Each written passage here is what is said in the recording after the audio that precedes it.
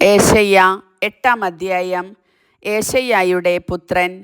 കർത്താവ് എന്നോട് അരുളി ചെയ്തു, വലിയ ഒരു ഫലകം എടുത്ത് സാധാരണമായ അക്ഷരത്തിൽ മാഹർഷലാൽ ഹഷ്ബാസ് എന്ന് ആലേഖനം ചെയ്യുക.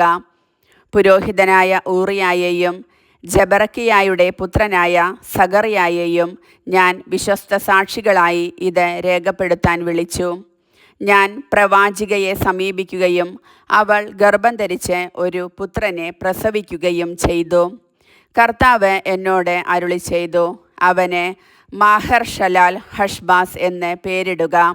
എന്തെന്നാൽ ഈ ശിശു അപ്പ, അമ്മേ എന്നു വിളിക്കാൻ പ്രായമാകുന്നതിന് മുൻപ് ദമാസ്കസിൻ്റെ ധനവും സമരിയായുടെ കൊള്ളസ്വത്തും അസീറിയ രാജാവ് കൊണ്ടുപോകും. കർത്താവ് വീണ്ടും അരുളി ചെയ്തു, ഈ ജനം പ്രശാന്തമായി ഒഴുകുന്ന ഷീലോവായെ നിരസിച്ച് റെസീൻ്റെയും റമാലിയായുടെ പുത്രൻ്റെയും മുൻപിൽ വിറയ്ക്കുന്നതുകൊണ്ട് കർത്താവ് ശക്തമായി നിറഞ്ഞൊഴുകുന്ന നദിയെ, അസീറിയ രാജാവിനെ സർവപ്രതാപത്തോടും കൂടെ അവർക്കെതിരെ തിരിച്ചുവിടും. ആ പ്രവാഹം അതിൻ്റെ എല്ലാ തോടുകളിലും കരകവിഞ്ഞ് ഒഴുകും. അത് യൂദായിലേക്ക് കടന്ന് കവിഞ്ഞൊഴുകി കഴുത്തോളം എത്തും. ഇമ്മാനുവേലേ, അതിൻ്റെ വിടർത്തിയ ചിറകുകൾ നിന്റെ രാജ്യത്തെയാകെ മൂടിക്കളയും. ജനതകളെ തകരുവിൻ, പേടിച്ചു വിറയ്ക്കുവിൻ. വിദൂര രാജ്യങ്ങളെ ശ്രദ്ധിക്കുവിൻ, അരമുറുക്കുവിൻ, സംഭ്രമിക്കുവിൻ. അതെ, അരമുറുക്കുവിൻ, സംഭ്രമിക്കുവിൻ. നിങ്ങൾ കൂടിയാലോചിച്ചു കൊള്ളുവിൻ, അത് നിഷ്ഫലമായി തീരും. തീരുമാനമെടുത്തുകൊള്ളുവിൻ, അത് നിലനിൽക്കുകയില്ല. ദൈവം ഞങ്ങളോട് കൂടെയുണ്ട്. പ്രവാചകന് മുന്നറിയിപ്പ്. തൻ്റെ ശക്തമായ കരം എൻ്റെ മേൽ വച്ചുകൊണ്ട് അവിടുന്ന് എന്നോട് അരുളി ചെയ്യുകയും ഈ ജനത്തിൻ്റെ മാർഗത്തിൽ ചരിക്കരുതെന്ന് മുന്നറിയിപ്പ് നൽകുകയും ചെയ്തു.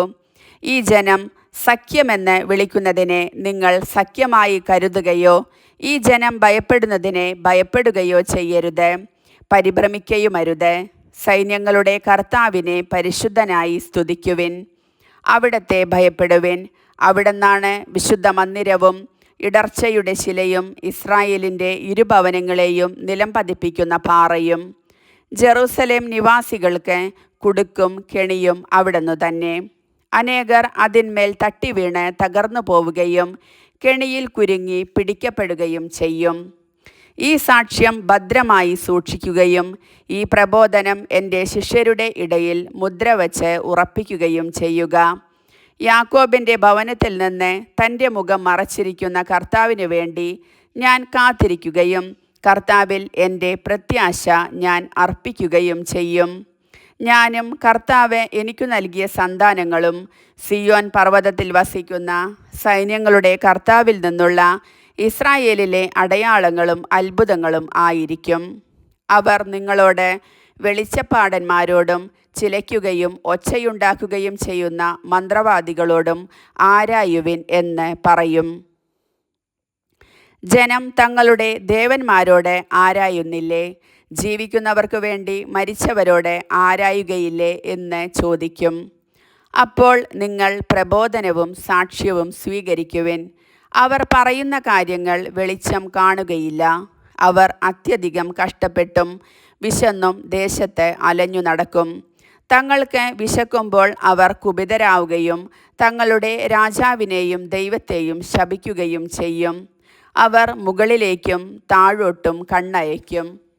എവിടെയും കൊടിയ വേദനയും അന്ധകാരവും കഠോര ദുഃഖത്തിൻ്റെ ഇരുളും. ആ അന്ധകാരത്തിൽ അവർ ആണ്ടുപോകും. കർത്താവിൻ്റെ വചനം.